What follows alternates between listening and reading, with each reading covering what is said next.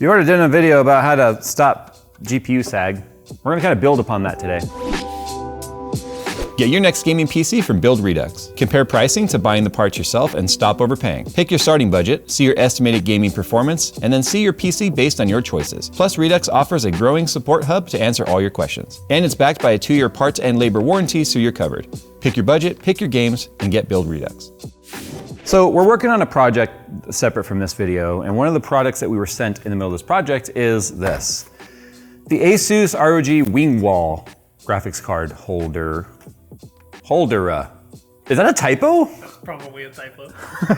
Okay, sure. All right, look, I like Asus.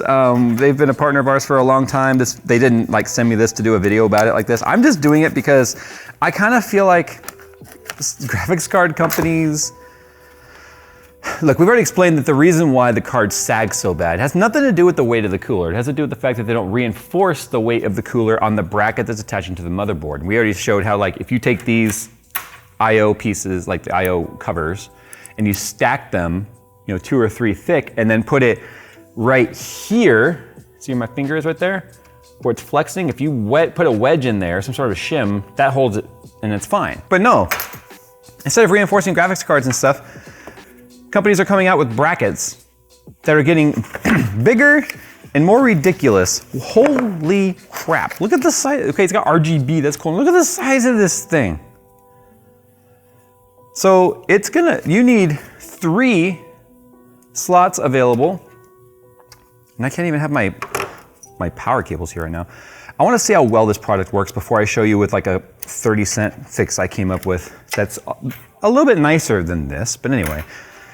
So it basically mounts right here, right? And then because you have all these different cooler shapes and types, like we've got here, this is the 3090 Red Devil. It's got a different shape. See, it's 3090 Red Devil? Or 6900 XT Red Devil, which has like an odd shape, right? So it kind of indents here a little bit. Again, another graphics card that has 0 reinforcement in the cooler right here at all, so it's flexy.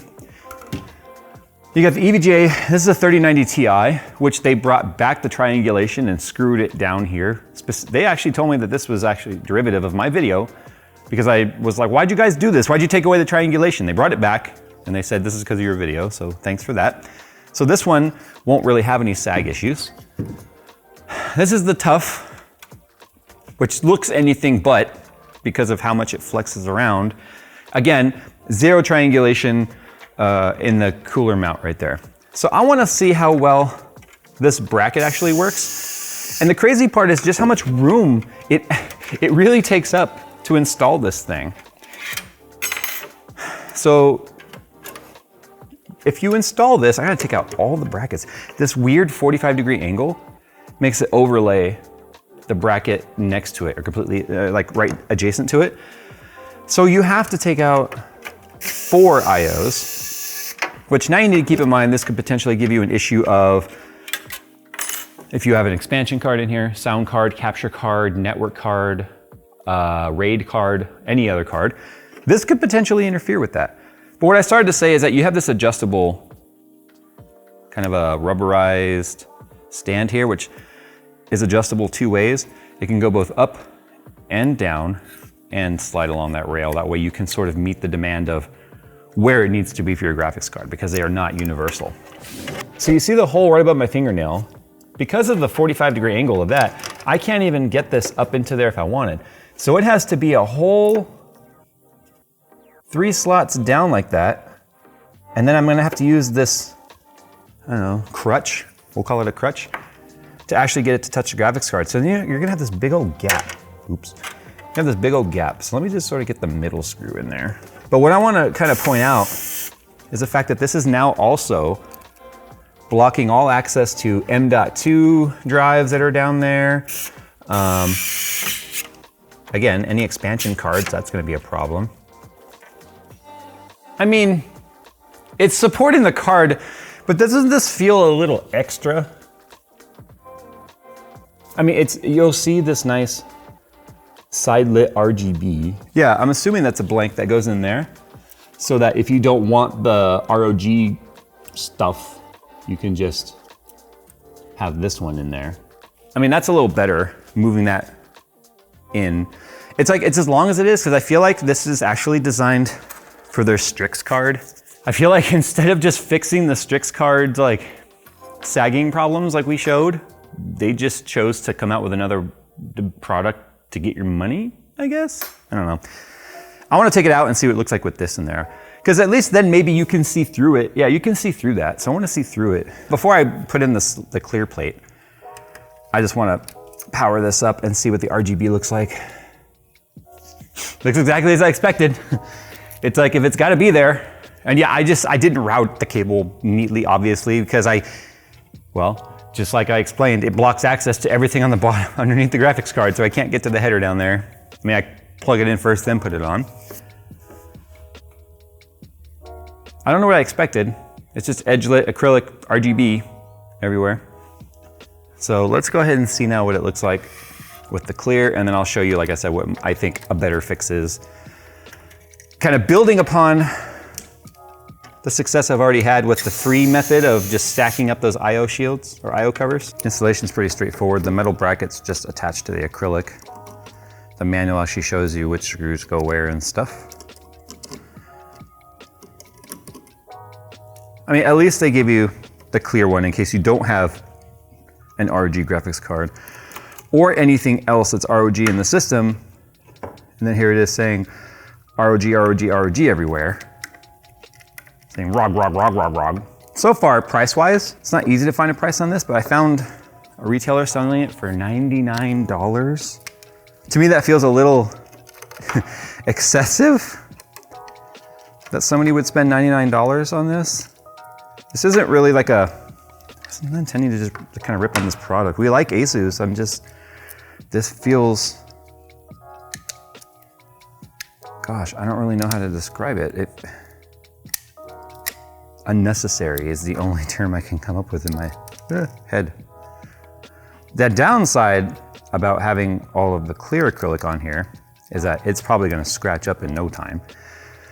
Because acrylic is extremely soft and it's very prone to scratching. Even with microfiber cloths and stuff, it's gonna scratch up for sure. And because it's right near the graphics card, it's also going to be getting a lot of airflow and dust next to it.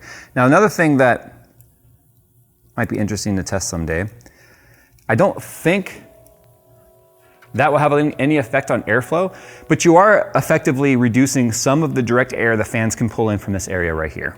If you have enough air blowing in the front of the case, it should be unaffected. If you have a case that has like a side fan or something blowing directly onto the graphics card, then this could reduce the effects of this blowing it right at the fans. All right, so there's the clear one. That's pretty cool. I mean, it looks kind of cloudy because I still have the protective film on it. I'm not gonna take it off, although I'm not gonna use it, so I'm not sure why. I guess I could have and should have put this bracket back in there, but whatever. So Phil and I were talking about this. We do feel like it could look stupider. There are brands out there that have stupider looking ones. Let me go get one. I'm gonna be honest, walking back up to it from a distance, I actually kind of like the way it looks. I hate the fact that I'm saying that. But that's because it doesn't look as bad as Galax's option. Are you ready for this? So this is the Galax 3080 Ti. It's very suction cupped in there. Probably the stupidest implementation we've ever seen. What's your game? So I've been watching too much Capital One, What's in Your Wallet? Here's the problem. If you take the graphics card and you look at it in the orientation at which it would be installed, it would say,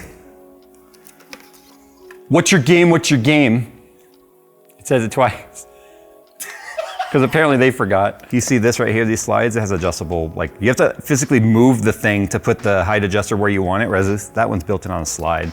So Asus absolutely has a better implementation of that. But you know what? The problem with this, and I'll put this all back in the box in a minute. The problem with this is you potentially, if this does cost $99, and like I said, the price was, you had to kind of really go looking for the price. If it is $99, you've realistically potentially kept yourself from a tier upgrade of your system. The reason why I say that, yes, because I know you can't go from like a 3080 to a 3080 Ti or a 3080 Ti to a 3090 for $100. The problem is these big old coolers exist on the 60 series cards and the 60 series Ti cards and the 70 cards as well, because they've essentially just adapted the cooler to work on the smaller card. And then, there's other stuff in here. Sorry, it's just stickers. So you could actually change, apparently the sticker on there or something if you wanted. Okay, if you're really, really, really into ROG, I suppose you could do that, or you could sticker bomb the clear one yourself. But as I was saying, you absolutely, for $100, if you're buying down, although I've never agreed that it was a smart buy to buy like, say, a 3060 Strix, because you'll see they're like $150 or more above MSRP to get the overclocked a little bit, big old behemoth cooler, and then here you are now missing out on getting like a 3070 for the difference in that price. Or to buy a 3060 Strix with a big old giant cooler on it for $150 more, and then spend $100 on the wing wall to support it, you're now $200+, which definitely is a tier, maybe even two, depending on the graphics card you're shopping. But this is what I did. Because we have 3D printers now, I broke that one. That's the downside of 3D printing. I mean, we could have made this a little thicker, but this little piece broke off right here. Oops, there we go, like that. That's okay. When I said we stack these up, I cut off the tabs, because see how they sort of won't lay flat like that? Depending on the case, all the tabs are different. We just made this is a 3mm one, this is a 4.5mm one, and the reason why I have the different millimeters is because if we're trying to fill this gap between, say, the heat pipe, right? That right there, that actually just supported the crap out of this card. You see how it's a little bent upward? Once all the weight is applied to it, then it will actually push it back down. But we made a couple of different thicknesses because of the fact that every card is a little different on how much space they've got to fill in. So let's see now how this was only a few cents in material. Yeah, never mind the cost of the printer, that's besides the point. A few cents in material, let's see how well it does. And it's printed in green for two reasons. One, it's glow in the dark. So hold that up to there. You can't really tell. Anyway, it's glow in the dark, and for the sake of the video, you can see it. It's nice and bright. And the real reason is the fact that we just didn't change the filament before doing it. So one of the reasons why I have multiple thicknesses here, and this would, if you were gonna do this for yourself, it would honestly depend on what card you have, like I said.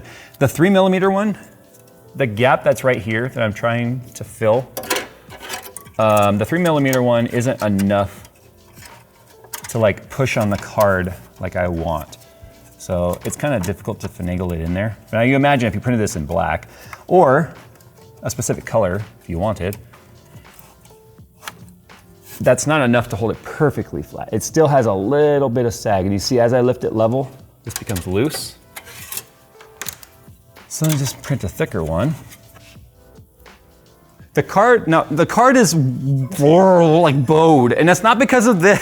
That's not because of this, honestly. It's realistically, it's just the way that this card is manufactured. I don't know how to explain it. Like, the backplate is actually bowing the card. So let me take this card out and try it with the 6090 or 6900 XT. That's the Red Devil 6900 XT. It's fully tight. Look, you can see it flexing in the card, right where I said it would. So I think our 3.5mm one would actually be perfect for this card, or 3mm one, I should say. So you can see it. So now that it being bright green, you can see the point here. You can see how the cooler, right there, as soon as I lift it, it pushes that off, right? So I would take that, which is still not level by any means whatsoever. Okay, let's try the 4mm. I think this one might be too much though, honestly. The 4.5mm was actually perfect for the 6900 XT Red Devil. Look at that, it's perfectly level now. And it's actually pretty strong too. It's like a loose tooth, man, I hate it. This baby right here can fit so many bits. So what I ended up doing, if we look at the back, you can see it's black right there with green behind it. So I let the stock IO one in there, and then I put my 3mm thick one in there. And it's actually starting to crack. You can kind of see along the top edge right there, it's starting to separate. But that's where we would just add it, more material here and make it beefier in the print. Because we could build it out this way and still have plenty of room for the threads of this. But then, imagine if it were black, it would blend right in and it just broke off, but that's fine, you get the idea. Look at that. And you still have access to your M.2 drives, which are right here on the bottom of this card. You got one up here and two down here. So you can see now, it's level, only costs a few cents in material. And this is one of the reasons why I really wanted to get 3D printers in here. Because I always said, theoretically, if the brand just came up with the blah, blah, blah, well, now we can sort of come up with the blah, blah, blah ourselves, and then proof of concept and test and stuff, which is something I've always wanted for my channel, to be more about hypothetical, talking about stuff. You can just do it. So there you go. GPU sag fixed. It didn't cost $1 million, 99 bucks in this case. And then if you have a friend with a 3D printer, or heck, there's even like online services where you can send them the model, as long as the model is correct, and they're not gonna make adjustments to the model really, where they will give you an estimate of like, okay, you want one of these printed, it's gonna be like $3, right? And then they'll print it and send it off to you. There's online sources to do that.